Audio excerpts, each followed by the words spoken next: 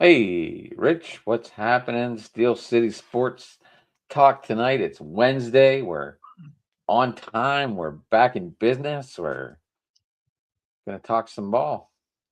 Yeah. What are we supposed to do now? Oh, yeah. Um, You know what happens in 8 days, right?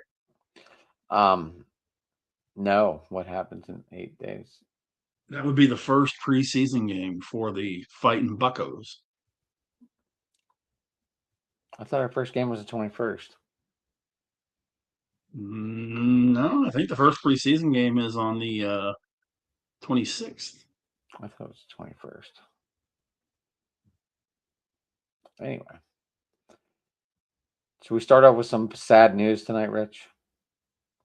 Yeah, go ahead. Mike Wagner has passed away today. Four-time Yeah. Super Bowl champ, 36 interceptions over his career. One of those years, though, I think it was 78. He had zero interceptions. Um, just a little bit sad news. But anyway, I'm sure you might Well, recognize him a little more since I was only born at the end of the Super Bowls. But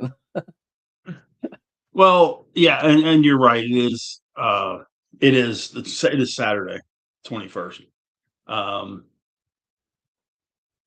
yeah. Oh, it's the first. Okay, it's the first home game. First home spring training game is next week. gotcha. But yeah, Mike Wagner was. When people think about the Steelers defense in the 70s, and they think about Donnie Shell, they think about Mel Blount. They don't really think about Mike Wagner very much. And he was the opposite safety to Donnie Shell, and he was extremely good, extremely good. He just flew under the radar and was very good at flying under the radar at the same time. Uh, but he's a big reason why they won those championships. So unfortunately, another loss to the Steel Curtain, but you know, I didn't hear what how was he he? passed. I didn't hear how he passed. All I saw was he's 76 years old. I didn't see why he passed though. Yeah, I saw it come across today. And I'm trying to remember. I thought I saw. Yeah, they hadn't announced it. That's what I thought they had said, was that there was no cause of death provided. Um, Um, Hold on. so We were talking about that first spring training game. My neighbor is in Fort Myers or is close to it, and he liked this, so I know he's listening tonight. Are you going to any of these games while you're down there? my Yeah, boss lives Gary. in Fort Myers. Seriously, the guy that owns my radio stations lives in Fort Myers. Is he going? I doubt it. John hates this time of year. It's like spring He break. hates having it. He hates having all the people down there for spring training, man. He just absolutely despises it. So, Gotcha. but nah, I mean, from what I gather, it turns that whole area upside down. And it kind of makes sense. I mean, to a degree, but Um, what was I going to say? I have no idea. All right, so it looks like my guy is not going to make this 40-man roster. So are you going to be okay with Lowe at Okay, second? which guy are you talking about? You talking Uh, about our buddy Connor Griffin? yeah, looks like it's going to be Lowe at second, Gonzalez at short, and Triola at third. To start the season, Connor will be down in AAA. Okay. I'm not mad at that. Me neither, He's but 19. I He's like the game. 19 freaking years old. I like yeah. Well, there's he has a lot of potential. He does, but he needs some more seasoning. I mean, lest we forget, we've had we've had guys on this team with Uku's potential, and they didn't come up till they were 21, 22, 23. See O'Neal Cruz, see Paul Skeens. Um, and they didn't come up that young. Coming up I mean, think about this for a minute. 19 years old. you are a year removed from high school in most cases. And to go from being a senior in high school to being a major league shortstop, I don't care if you're in Pittsburgh, Chicago, Texas, or New York. That's big, especially at the most high profile position on the field. Okay, he still had what, 335 bats last year, 10 home runs, 44 RBIs, and a 257 average, which was better than half his team. No, I'm not mad at Connor. I think we're going to see Connor Griffin. I think he's going to play himself onto the big league roster. But I mean, if you look at Nick Gonzalez, is a very serviceable middle infielder. People think he just plays second. He plays second and short. Does he have O'Neal Cruz's arm? No. But who has O'Neal Cruz's arm? I bet you it becomes trade bait. Let's say what now? I bet you Connor becomes trade bait. No. Connor Griffin? Yeah. No. Someone's going to want him. Well, of course. But they're going to, I mean, if you're unloading a kid like that, then there better be something major coming back. I mean, we're talking major. Because if he was that good, he'd be on the 40-man roster starting shortstop. No. You're missing where I'm going here. You can't go from ground level to the upper deck in one step. You got to work your way up to it. And that's what Griffin's doing. He started doing it last year. He's going to continue doing it this year. And I think by the time the summer hits, we'll see Connor Griffin in a Pirates uniform. I just don't think we need to see it right now. I do. Let the kid get half a season in the minors, build himself up from AA to AAA, or start him in AAA. That's where he's going to start. But then there's also that magical 6-letter word, injury. Gonzalez goes down, Lau goes down, and you got to call him up. Maybe you have to call him up sooner than you want to. He will be playing at PNC Park by my birthday in August. How about that? Sure. Unless he gets hurt. That's next. I don't know. Like I think he should make the roster. I don't. I'm glad he's not going to make the roster. I really am. I mean, outside of injury, I'm glad he's not making the roster. I think we're going to be perfectly fine. With if we're carrying Gonzalez, Horwitz, Lau, O'Hearn, Triolo, and maybe no, that should be fine. Triolo, O'Hearn, Lau, Horwitz, Gonzalez, and then probably Andy Rodriguez as our infielders. I'm okay with that. And then you got to remember too, Jake Mangum can play second or outfield. So he could place if you have to move Gonzalez, if you have to move Lau, you could put Mangum at second, put Lau at short if you had to. And then run O'Neal and Password and Mangum and Reynolds in the outfield. So that's 9. Of course, Ozuna, that's 10 hitters. Carry 2 catchers, going to be Bart and Davis, I'm sure. That puts you at 12 hitters. Then you carry 13 pitchers. I'm more interested to see what they do in the bullpen. I think the starting rotation is almost set already.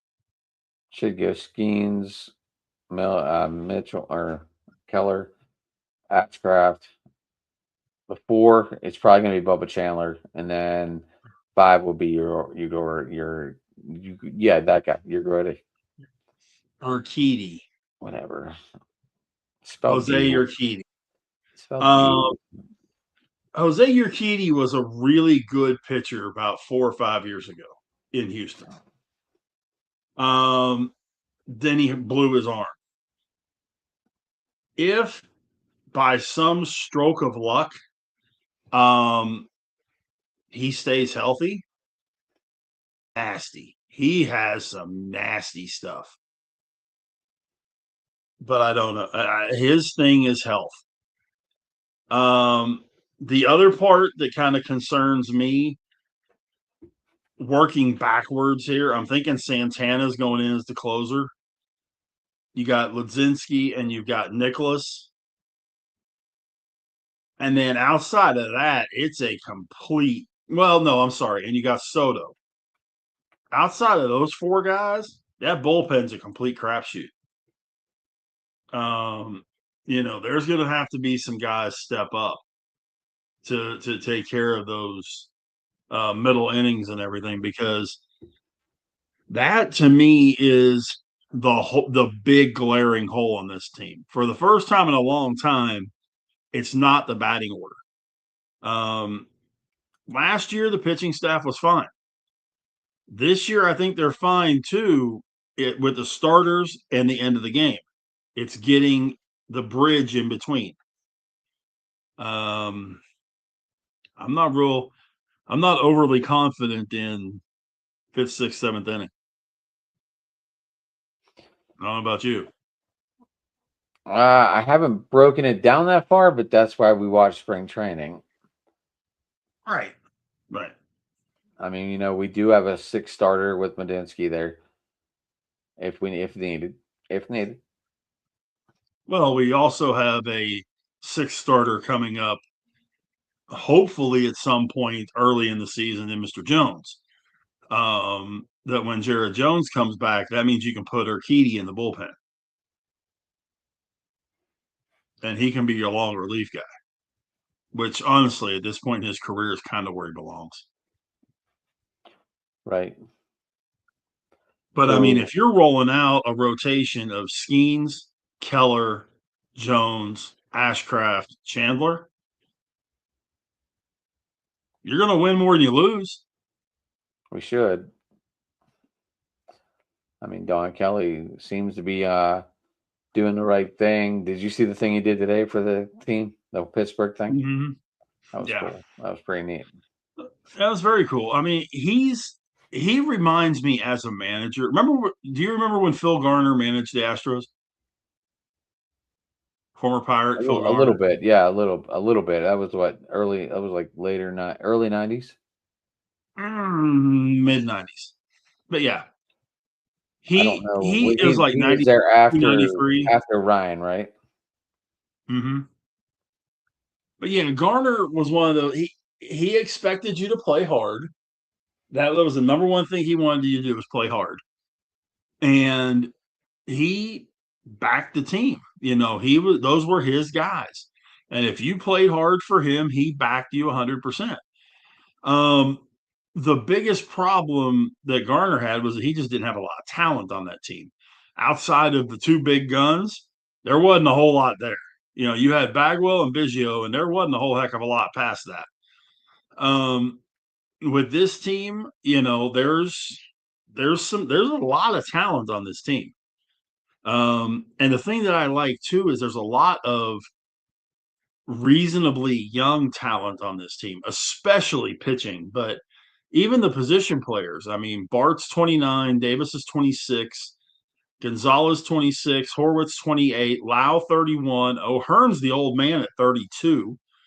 Triolo's 28. I thought Keller O'Neill was supposed to be the old man. Huh? I thought Keller's what, 31? Well, I mean in the hitters. No, Keller's 29. Keller's 29. That's another scary thing too. The starting pitching staff rolling out for opening day. Skeens is 23. Urquidy is 30. Keller is 29. Chandler is 23, and Ashcraft is 26. If you can lock that up for a while, even for 5 years, if you can keep that rotation for 5 years, should be all right. You're going to win a bunch of ball games. Should be You're all going to right, see some but postseason play.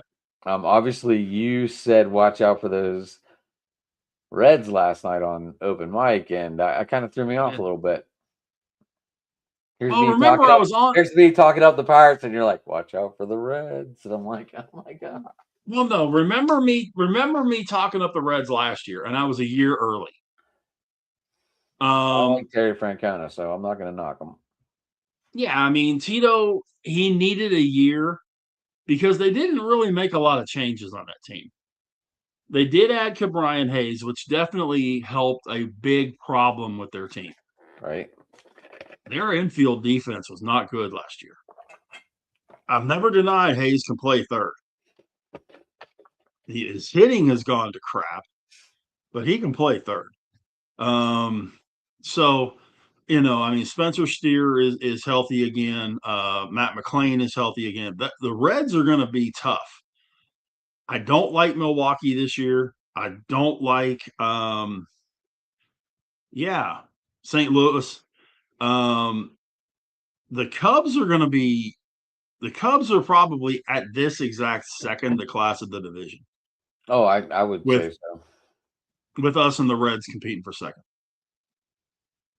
I think this is the Cubs division to win or lose. I think so, and it all comes down to their pitching. Because I mean, when you look at their pitching, they've made some moves. They've still got, they've still got Imanaga in there.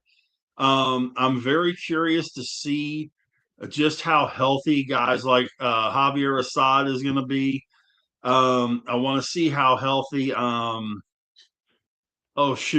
Justin Steele is going to be. If Steele is ready to go, Steele's one of the best pitchers in the National League. But they're going to be they're projected. Easy for me to say. Starting rotation is Tyon, which we all know his health is hit or miss. Justin Steele, Colin Ray, Shota Imanaga, and Javier Assad. Okay. I think the bottom two are their question marks. Well, I wasn't not necessarily in that order, but I mean Imanaga's their ace, I think. They did bring in Shelby Miller. They did bring in Phil Maton, who pitched for the Rangers last year. They brought in Hobie Milner, who also pitched for the Rangers last year. Hobie Miller he's a really good one-inning guy. He's a lefty that throws the ball from first base. He's a sidewinder that it seems like that ball's coming from first base when he throws it. He's good for an inning, and that's it. I wish the Pirates had Hobie Milner, to be honest with you. Did you see who was at camp today? No. Gene Lamont. Okay. I thought that was pretty neat. Hey, I mean, all these young guys, Gene Lamont can teach these guys some things. He could show them some things. I saw that AJ Burnett was there the other day, working with some of the younger pitchers in that. Jacob Stallings is there too. Yeah, I mean, if some of these guys that had success, I would love to see Russell Martin come in and work with Bart and Davis. And Andy Rodriguez, right? Well, yeah, but I mean, you pretty much know your two main catchers are Davis and Bart, unless something crazy happens. I agree. But yeah, I agree. But I was just saying, they do have a reserve catcher. Yeah, anybody. I mean, Russell Martin's one of those guys that he wasn't the best, but boy, he was good. He's going to be remembered in Pirate history for sure, though. He definitely is, and he's going to be remembered in Dodgers history too. But why is he remembered? What's he going to be more remembered for? The Cueto drop, hitting the bomb? Probably. I mean, that's the first memory that really pops into my head. But he can definitely has a lot to teach, because he was a fundamentally sound catcher. He played tremendous behind the plate. He called a great game. And, you knew when he was back there, you had a shot to win. There's some catchers that whenever they're catching, you're like, hopefully the pitching coach is calling the pitches because you're not Right. real sure. Right. Um, It's not like we so, have Greg Maddux out there. Didn't even need a clicker or anything. Yeah. He did everything by yeah, tip of hat where he was throwing that ball. Do you know that? that stupid pitch comm system. I mean, oh yeah, Greg Maddux called his own pitches. Nolan Ryan called his own pitches. Did you see how he called it though? How he adjusted his hat. Yeah, that's pretty wild.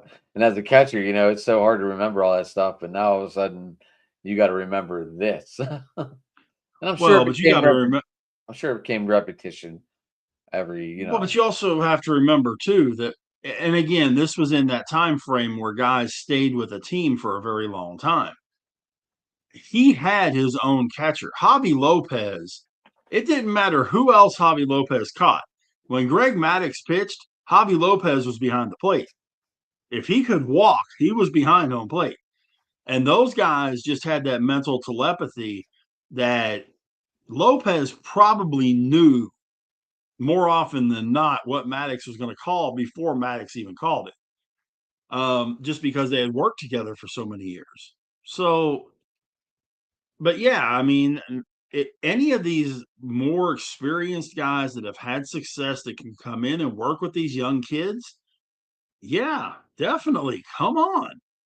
I mean, that's just, you'd be stupid not to accept it. If Clint Hurdle was able to come in and work with the guys for a minute, Jim Leland could come in and work with the guys for a little bit. Yeah, of course. There was a Pirate that passed away here recently that would have been a great one to work with some of these young hitters, and that's Mike Easler. Easy was oh man, that dude could hit. Him and Bill Madlock are probably the two best hitters that the Pirates ever had. I'm saying hitters, not power hitters or any of that kind of hitters. Hitters, Pete Rose. Yeah. I mean, a lot of people forget that Bill Madlock won 2 batting championships. I knew he won one. I didn't know he won 2. He won 2. And won a Gold Glove. And there's a short list of guys that have done that. So, I mean, unfortunately, he's not around anymore either. But, I saw something about Andy Van Slyke was running around Bradenton a week or 2 ago. Again, how much could O'Neill Cruz learn about center field from Andy Van Slyke? Good. And Van Slyke wasn't the best hitter in the world, but by God, he played some of the best center field I've seen. Sure did. And he didn't showboat it. No, one of the quietest people you'll ever see. But the craziest part was he made it look so freaking easy. He just, I mean, you'd see a ball hitting the gap. If it was hitting the left center field gap, he's shading to right center, makes the catch, and just makes it look like he was jogging over to left center field. It wasn't like he had to put the jets on or anything. He just read the ball so well off the bat that he was 2 steps ahead before anything happened. It was just ridiculous good. He was one of my dad's favorites.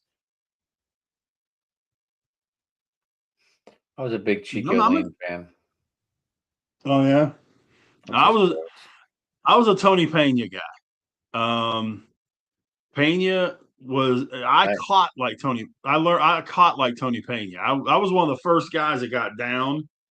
Where he would go all the way down the ground, shoot that leg out, get really low. Because when I was catching playing Little League, in some cases, I was a foot taller than all the other kids. I'm in a squat and I put my glove out and it's shoulder high.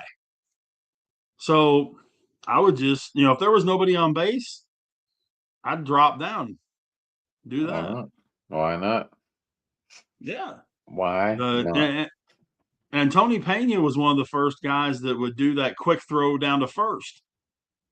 Throw behind the hitter and the left-handed hitter and throw it down to first, try to pick the guy off. You know, Pudge Rodriguez has said that Tony Pena was one of his biggest influences. Tony Pena was a great catcher. Yeah. Pena was a pretty good manager, too. He's another one that's a pretty good manager, didn't have any talent around him. When he was in Kansas City as a manager, he had nobody around him. Those teams were horrible. He took the high hard one. When did he manage? 93? I want to say it was about the same time that Garner was in Houston. Pena was the Royals manager from, pull up our friends here at Baseball Reference.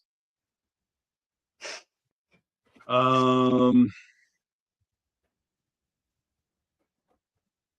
we go.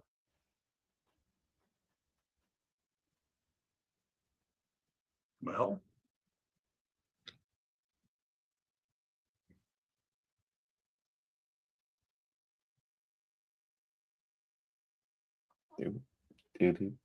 there we go. Manager stats.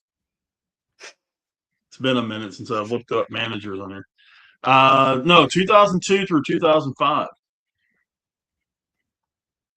But they won 49, 83, 58 games.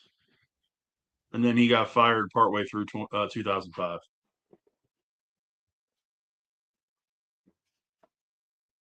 $83 games. Well, that was about 83 games. That was before with all the divisions split, right? No. No, they were okay that year. They finished third. They finished fourth his first year, third, then fifth, and fifth.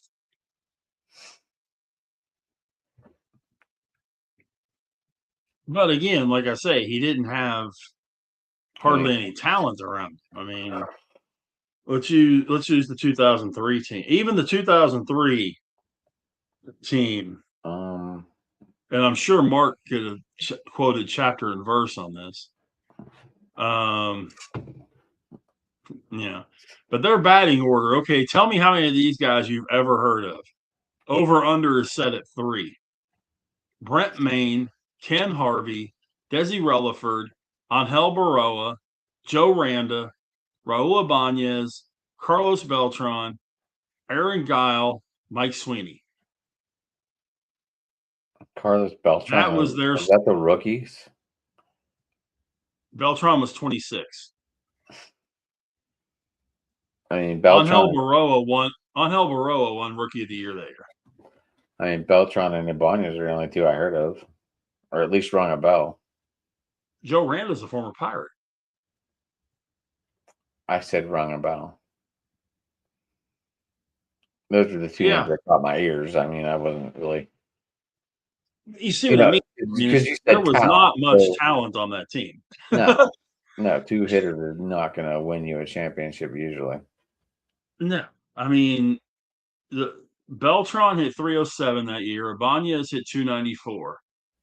Randa hit 291, and Baroa hit 287. Everybody else is 250 or lower. So they had 4 guys that got on base. Pretty much. They had Beltran led the team with 26 home runs. He was the only guy over 20. He was the only guy that even smelled 100 RBI. Ibanez was second with 90.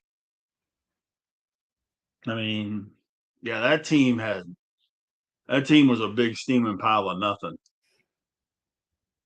But, you make do with what you got, right? Right. We send the best guys that you got out there for sure.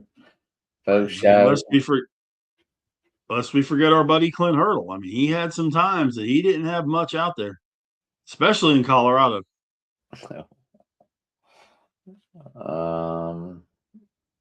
Colorado. Mike Talupia.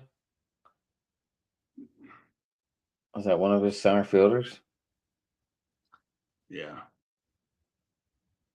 Um, Yeah. He had some really bad teams out there. I'm just trying to think. Yeah, I mean, he had Todd Helton, which was a plus. I was going to say, That's pretty much the I don't know why I was thinking Larry Walker, but I should have thought of Houghton. I'm trying to remember if Walker was there when Hurdle was there. I think Matt Holliday was there when he was there.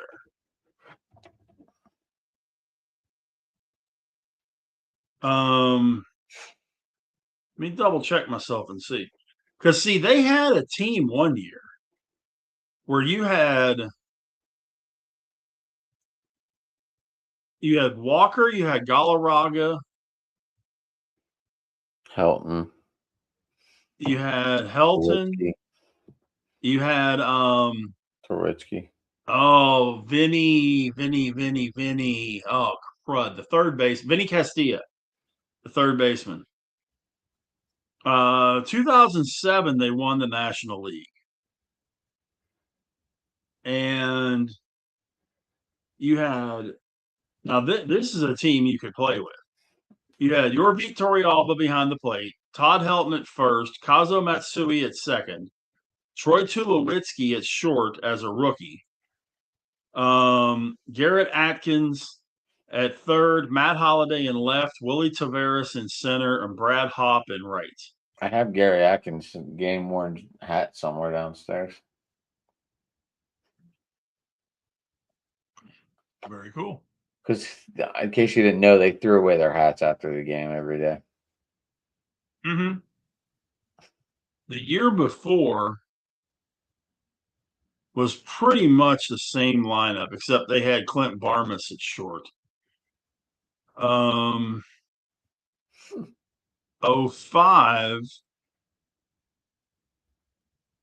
they only won 67 games. And pretty much the same batting order. So what changed? 04 or Clint Hurdle's first year in Colorado was 02. Or no, yeah, because he came in partway through the season. Boy, you talk about okay, he had Larry Walker the last year. His first year in Colorado, he had Gary Bennett catching, Todd Helton at first, Brett Butler at second, Juan Uribe at short, Todd Zeal at third, Todd Hollinsworth in left, Juan Pierre in center, and Larry Walker in right.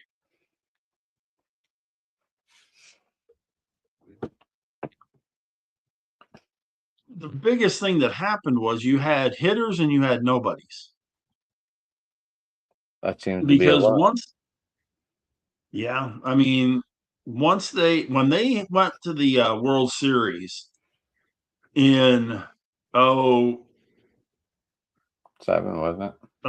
08, 07, And they and you turn lost. around in 08. Yeah. But you turn around and looked at 08. They went 74 and 88. And you had Chris Iannetta, Todd Helton, Clint Barmas, Troy Tulowitzki, Garrett Atkins, Matt Holliday, Willie Taveras, Brad Hopp. A lot of the same guys, right? The only problem is your pitching staff was completely decimated. I mean, you're rolling out Jeff Francis and Ubaldo Jimenez and Levon Hernandez and former Pirate Kip Wells and former Pirate Jason Grilly. Guys like that. And the friendly hitting compounds of Coors Field. Right. And at that point, Grilly was 31, so he was kind of winding it down. So was Kip Wells. And you're playing in a bandbox that, at that point in time, you got it up in the air, you got a shot. They were playing beer league softball instead of Major League Baseball.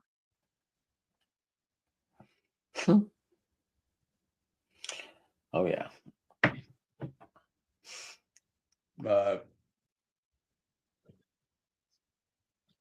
I'm looking forward to this team, man. I really am. One day I'm gonna get. Looking for. One day I'm gonna get done early, Rich, and be able to move my camera around. What are you gonna do with it? Huh? What are you gonna do with it? I don't know. Put it over your head? Give everybody a drone shot? That'd be cool. Be weird. I don't know. I think I want it over here. Okay.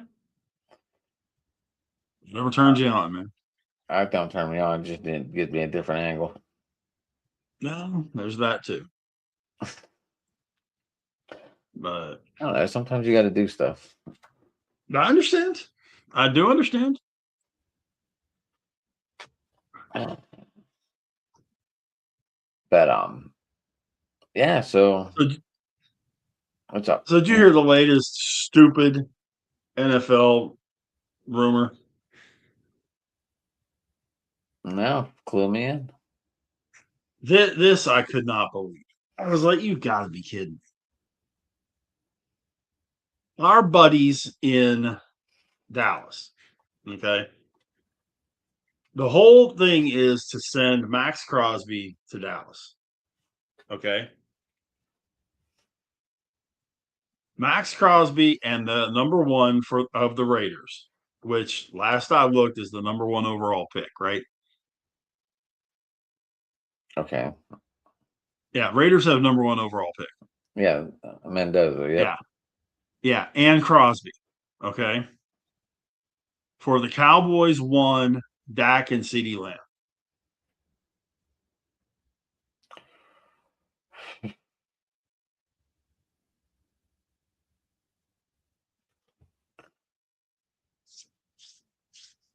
That's only about 85 million of cap space right there coming to you.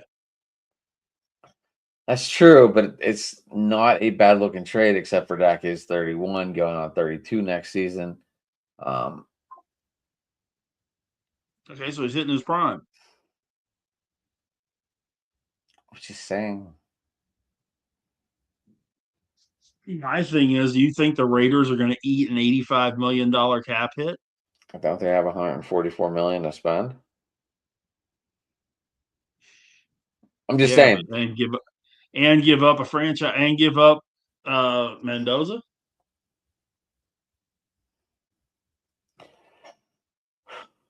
Well, you're rolling the dice on a 1 year pony right now. I fully understand. And you're sending him to a team with John Beck, Bowers, and Gente. Something like that, yeah. When you could have Bowers, CeeDee Lamb, Beck, and Gente.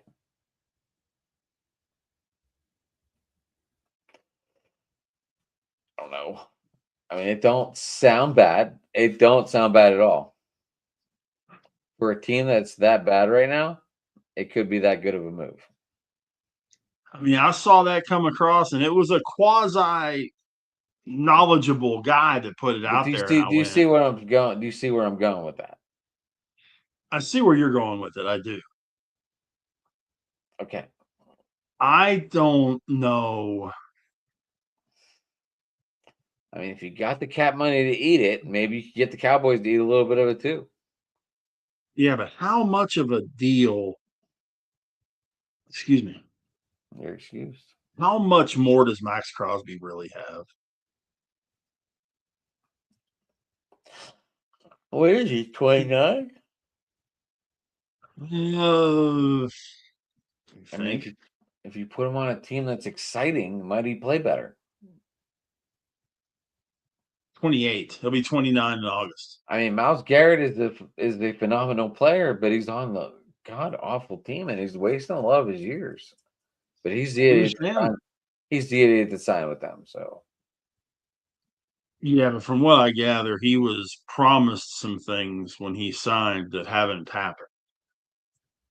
So including bringing in top-notch quality free agents, and this just in, their quarterback sucks while they're at it. So They made the playoffs, Pro Bowl. do you realize Justin Fields turned down a Pro Bowl invite? Justin Fields was offered the Pro Bowl before Shador. Think about this for a second, fellas. Played.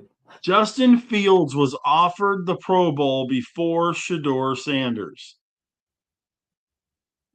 I made the statement months ago on open mic, and everybody just looked at me like I had a flaming turd hanging out of my mouth. I did not. He's the Bronny James of the NFL.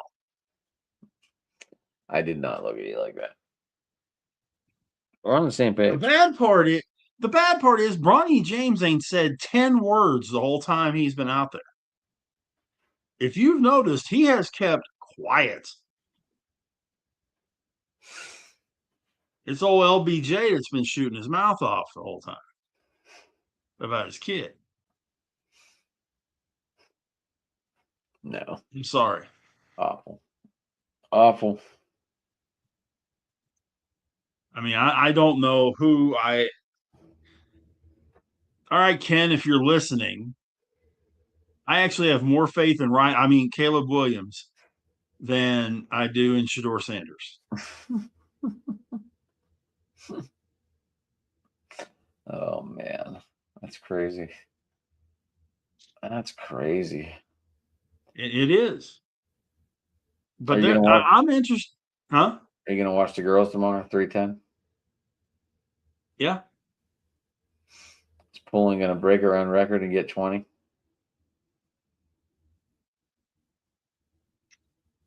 Possible. I mean, I hope she don't, but that's just me. I want to see our girls win, obviously. I think. I mean, I want to see our girls win. This is the crazy part is, this is far and away the best competition they've seen. I think that's safe to say. Right? I mean, our boys and Canada boys almost lost it today. Yeah, but I'm saying on the women's side. Right, right. Canada is far and away the best competition the U.S. has seen. That's the way it is every year. They can't put them in the same conference because if they beat the shit out of each other and didn't make it. Right. Yeah, I mean, I was watching a couple of the ladies' games and that, and it loses its fun when it's 5-0 in the first period. It's like, come on. When they beat Italy, it was I think they beat Italy like 8-0. And then they won the next game 6-2. Well, but it was 6-0 at the beginning of the second period. I mean, they were like a minute into the second period, and they were up 6-0. I was like, come on. And they called the dogs off. They could have scored 15 with no question. But that game tomorrow is going to be stout. I can promise you that. That game tomorrow is going to everybody that's watching this, if you get a chance to watch Thursday afternoon or listen to it on it's on Eastern. Yeah, and it's 3:10 on Eastern. It's on USA, I believe. I believe you're right. But and it's on if you have satellite radio, it's on the Sirius XM Olympic channel too. I don't remember what the number is. I'm going to attempt to listen. But yeah, I mean, that should be a phenomenal game. See, the only bad thing about listening on a radio, Rich, I don't know enough of the women players and listen to a broadcast unless they literally say USA stole the puck or Canada on a breakaway. Right. I mean, if they start reading off names, the only name I'm going to know probably is Poland, and she's Canadian. Yeah. And that goal looked like a total fluke, but it went in. Hockey is very non-radio conducive unless you have the right announcer. Mike Lang, Doc Emmerich, What about Phil Bork? Daryl Ray, huh? What about Phil Bork? He's a killer guy, though. Yeah, Phil was a color guy, but Mears, unless you have guys like that doing Mears the is game and getting paint, better. it's very Mears, hard because it moves so fast to paint that picture. Mears is It getting really better. is. Huh? Mears is getting better. Yeah. Yeah. At least I think so. I just have such a high pedestal when it comes to hockey announcers. It's Mike Lang, Doc Emmerich, and everybody else. I agree with that. I mean, Daryl Ray is very good. I don't know. Scotty Bowman was good. I don't know that I've listened to him much. No, I meant behind like coaching wise. Oh, well. I But don't. I don't even know if Scotty Bowman does any announcing. Does he? he did for a minute. He did color for Detroit.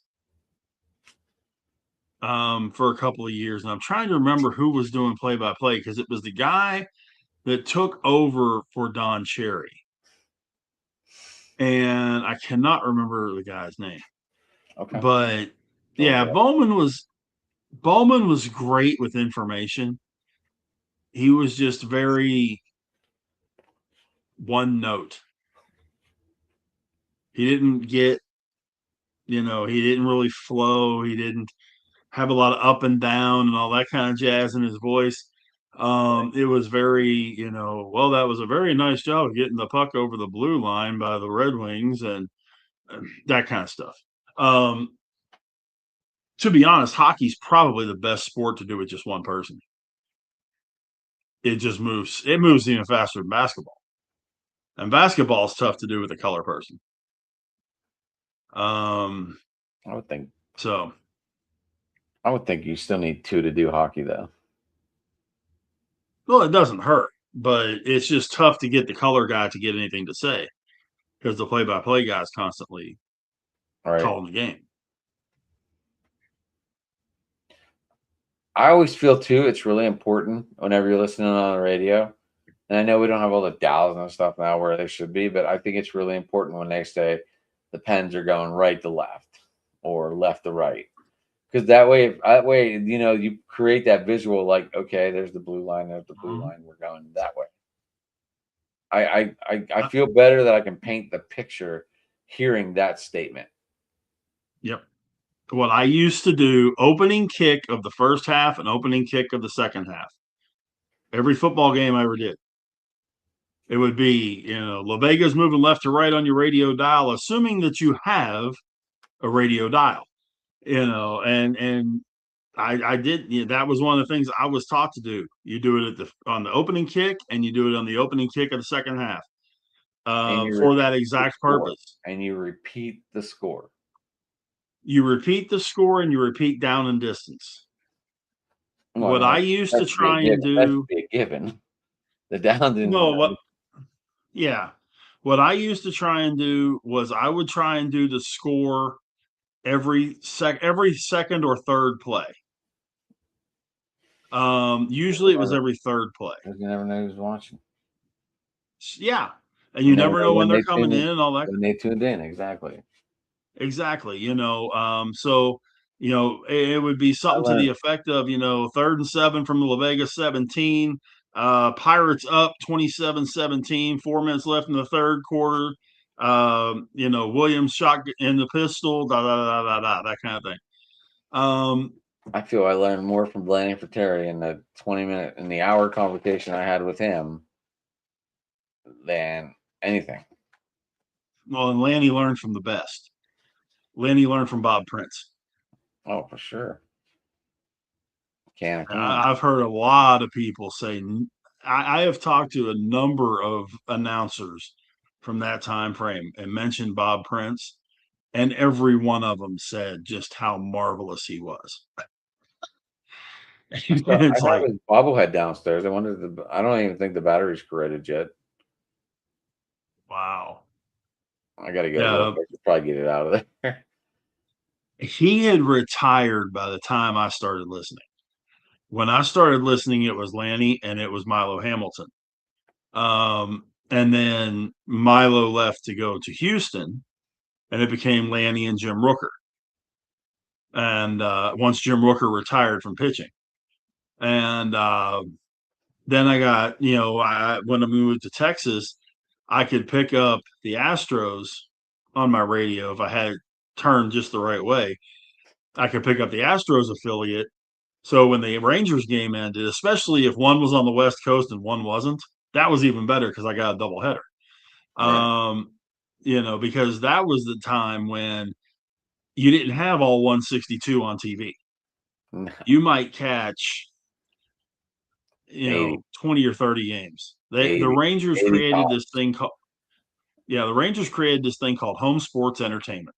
It was one of the first of those type network deals, and you got it on your cable. It was like an extra $2 a month on your cable bill, but they carried like 35 Ranger games during the course of the season. And that was, wow. Because before that, you were lucky to get 10 or 12, you know. And then it might not even been your team. Oh, no. Because they would be on, how like KDKA used to run pirate games every now and then Yeah. on Channel 2? Well, that's what they would do. Channel 11 in Arlington, they would run the Rangers. It would usually be either a Friday night or a Saturday that they would run the Rangers. And, but you'd get 12, maybe 15 of those. And then if you got real lucky and the Rangers were on Monday Night Baseball, you saw them on Monday Night Baseball. Right.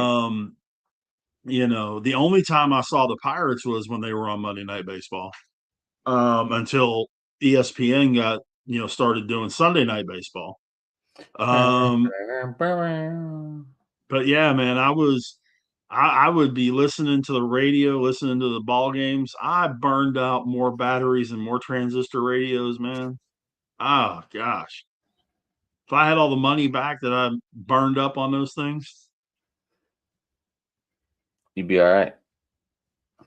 man, that was fun. And It I is. got to listen to some of the best. Um,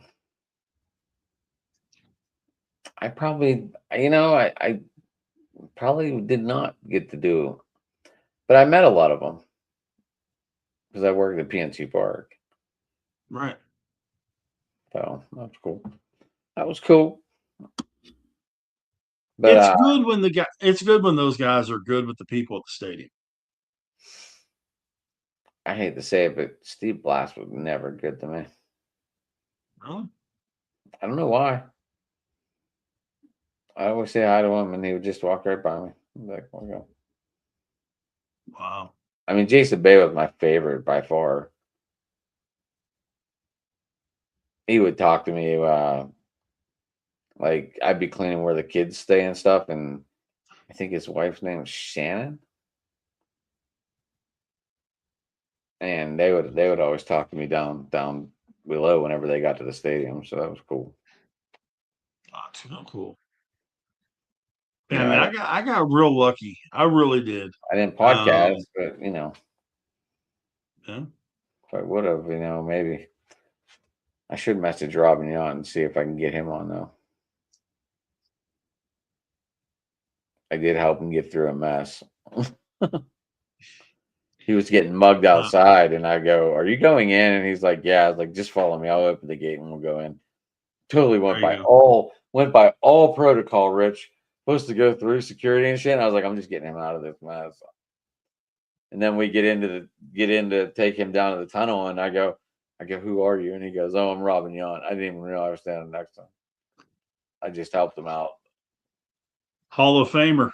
I didn't even, I wasn't even paying attention. And I tell Brandon that story. I told Brandon that story, and he's like, "Wait, you stood next to the guy I have this shirt on right now and didn't even realize it?" I go, "No, didn't even realize it." Wow. I wasn't Yeah, because that would have been huge. I was working all day. At least I got his name.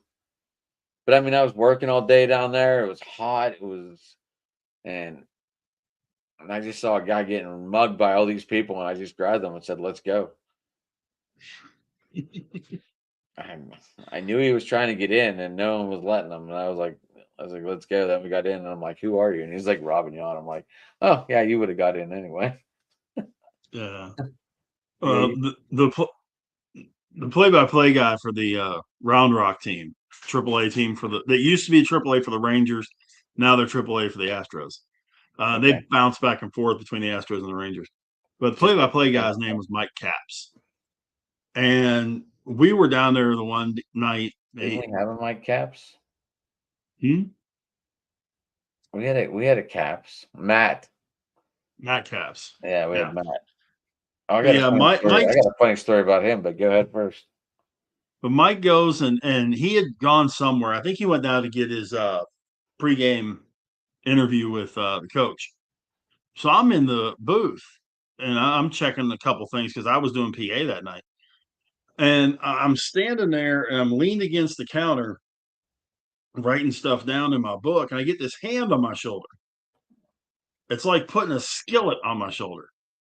I'm like, okay. And in this, that deep Texas sound voice, you have any idea where Mike's at? Turn around, it's Nolan Ryan. Oh. And I have marked out for exactly 2 people in my entire media life. That was one of them. I turned a little bit into a mark whenever I got a chance to meet Nolan Ryan like that. Yeah, that was pretty all right. So I was working at the airport 2009, I think, maybe 2008, maybe 2007. I'm not sure. Um, and I was on break, and I was like, I'm just gonna go sit outside for a little bit. So I was sitting down on this bench, and I was looking up. It was the last Sunday. It was the last Sunday of MLB baseball, and I think we were playing the Phillies. And I just sat there and looked at the score, and I go, "We got fucking beat again." This guy beside me goes, "Yeah, we got beat pretty bad." And I'm like, "Who are you?" And it was Matt Caps, and I was like, yeah, I was like, it's regular thing around here. And he was laughing, and then he's like, "Well, how'd the fantasy football team do it?" Because it was football. But he signed a hat for me that day, so that was cool.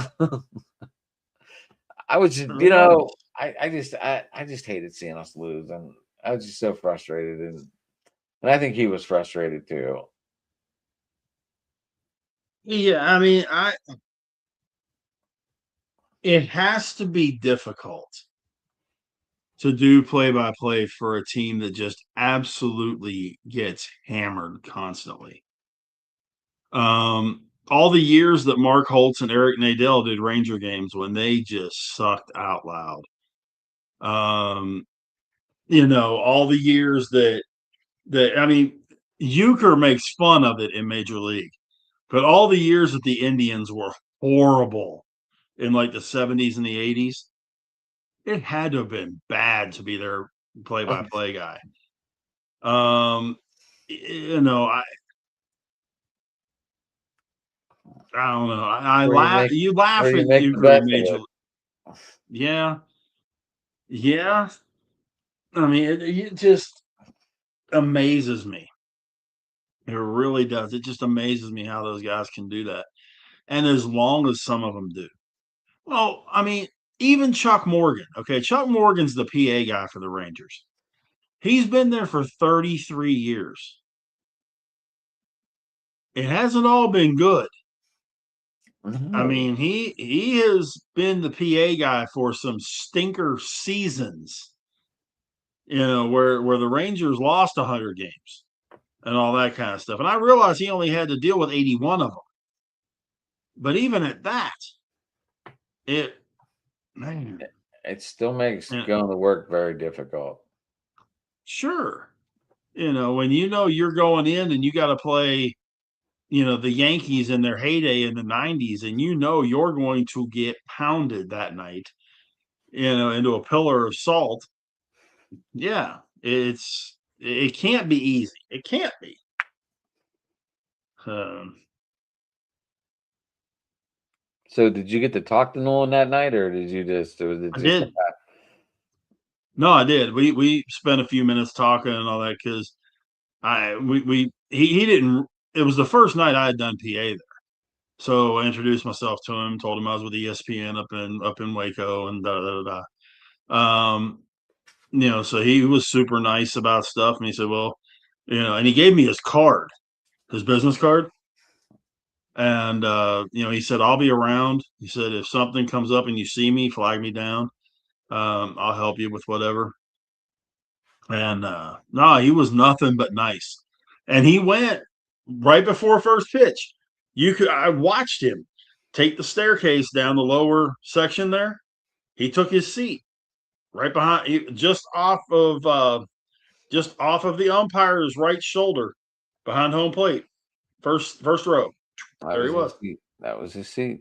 That was his seat. Yep. And he sat I there and like. watched the game. You think that's where Kevin McClatchy got that from? I think a lot of the owners do that stuff. George W. Bush did that with the Rangers. His seats were where the dugout on the first base side ended, closest to home plate. His seats were right there. I was going to say his seats were also down low. His seats were front row, yeah. And he had, the funny part is, and not too many people had it click, but the two seats behind him and the two seats to he and oh crap, Barbara's his mom.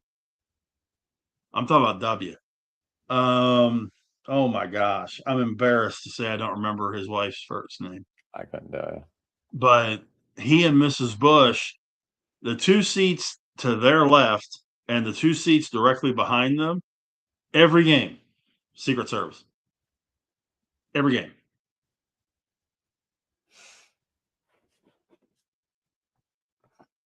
Oh shit. Only found that out because I had a buddy of mine I went to high school with that has done security for the Rangers for it's going on 40 years now. And, they're the ones that go down in between innings. They go down to the front of the section and they make sure everybody, whoever needs something or whatever. He's been one of those. Well, he's worked himself to the point. He had gotten to the point that he was doing that section.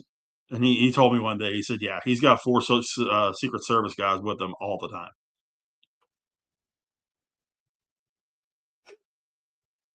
So Nice. yeah. Well, Rich, yeah, man. I know it's your go time. Yeah, we made it an hour, man. How about that? Good. So I guess we're gonna try and do the driving to the top baseball on Monday still, and then we're gonna let Jeremy do his roundtable baseball on Saturdays, and that might get moved to Thursdays later on during the year. Okay. Did you do your two tire change there? I did not. Pushing it off again, big guy, huh? Dude, I've been doing so much stuff. I know. I just haven't had time to do it. I know. And that's why I'm sitting here going, okay, I have yet to do that. And I'm supposed to be trying to get a wrestling show going too.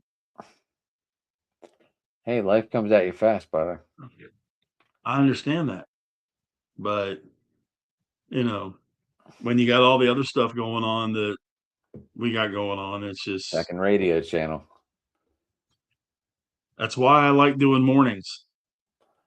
I did 6 to 9 and I was done. Then I did my regular day. Then I did my regular day of running the place after that. But my show was 6 to 9. Can we go back to those days?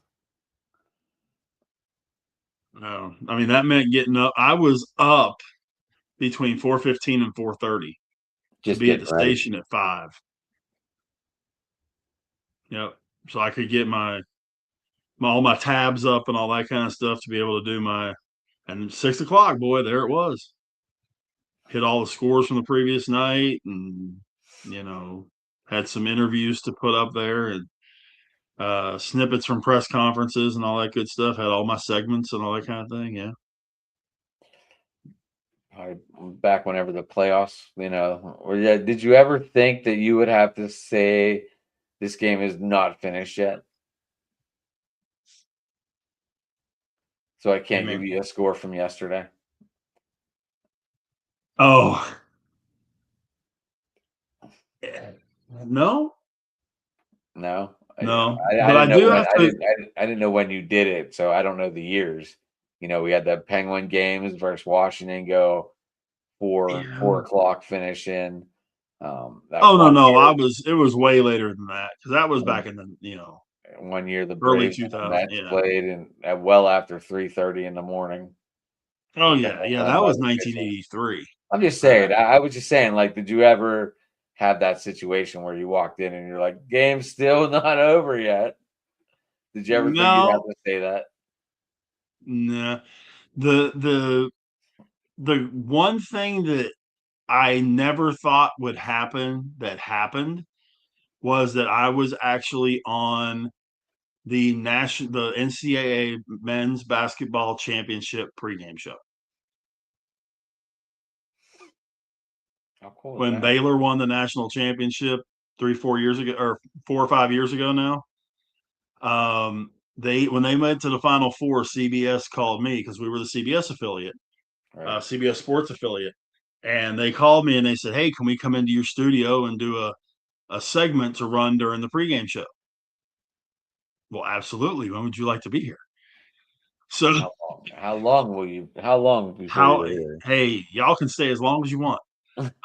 So they came in and they hooked me up with all the stuff and that, and they were there for probably about an hour. They did about an hour 15, something like that, for a 5 minute segment.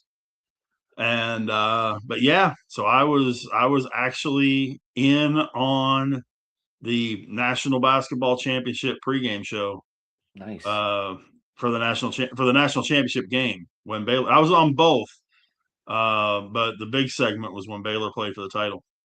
nice. That was pretty cool. I got to admit that was pretty neat.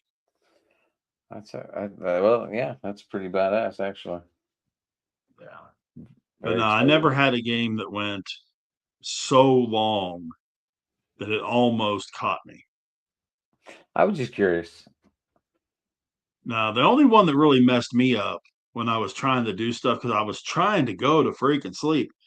I had had a couple of remotes earlier in the day and all that kind of stuff, but that was the year A&M and LSU had 8 overtimes down in College Station. And I'm like, would you guys please finish this stinking game? I got It ended up sleep. finishing like close to midnight. It was a 6 o'clock kick. That's a good game. I'm like, come on, man. I couldn't believe it. Well, hey, I am at Sports Talking It on Twitter, Driving to the Top Productions on YouTube. I don't know what's going on with everything right now. I don't even know Yeah. if we're live on Twitter right now. Live on Twitter, I think we are, It but says we are, but that blue I box don't popped up know. before we went on. Yeah, but I know like I was looking at it um a little bit ago and it looked like we were good. Yeah. Um yeah. Okay, I wasn't sure. Well, you know, now that I'm looking at it again, no, well, it shows that we're live, but it's not it the just has post the isn't picture. running live. It just has the picture of us up, right? Um yeah. Yeah, Well, yeah. so that's all it did for me yesterday too.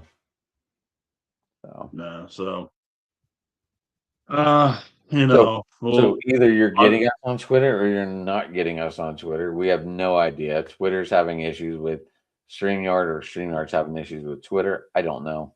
I'm not a yeah, tech but the guru. fun yeah, but the funny part is once we finish and we stop and it downloads, it comes right up because like open mic from last night's on my page. So Cool. But anyway, Rich, how people get you? yeah, man. Twitter, X, whatever we're calling it today, it is Big Rich 8371. Facebook, just my name, Rich Richardson. Um, and then we were talking about 2 tire change, which will normally be Monday nights, 6 Eastern, 5 Central. I got to do it tomorrow. If I don't do it tomorrow, I may as well wait until next week and do 2 shows at once. But then we got open mic night. You can do it early so it doesn't interfere with date night. Oh yeah. You got open mic night Tuesday nights. Me and this guy and a bunch of our other friends from Driving to the Top. God only knows where we're going to end up with that. We literally end up all over the place. We tried Jeopardy. Yeah. If we ever go into the Pokemon or any of that kind of stuff realm, I'm out. I don't know shit about any of that. Me neither. I would be peace out, Boy Scout. It is gone. I think I would. I think I would change the topics ASAP. Yeah. But and then we do this every Wednesday night, man. Right. It's always a good time. Trying to get the baseball stuff going on Monday too. Yeah, we got the Monday baseball talk. So yeah, we got a lot happening. Lots happening. Send us your questions, send us your opinions. We definitely we may, if your question's good enough, we may go ahead and use it on the next show. And throw it out there, and whether it's open mic or whether it's just the two of us, answer your questions. So absolutely. But absolutely, man. But hey, I'm glad everyone tuned in. I know we didn't get a lot of outside comments tonight, but we haven't done this for a while, so it felt good. Yeah, we're getting back on track. I mean, we had a long stretch where we didn't do it. Now I think we've done 3 in a row, I think. So yeah, that non-football thing during peak season of my work is kind of killer. I can understand. We'll just leave it at that. Well, man, we'll do it again next week. All right, buddy. I will see you Monday or Tuesday, and we'll go from there. Sounds good, man. Appreciate everybody watching, everybody listening. Until next week, Steel City Sports Talk. He's Adam, I'm Rich. So long, everybody.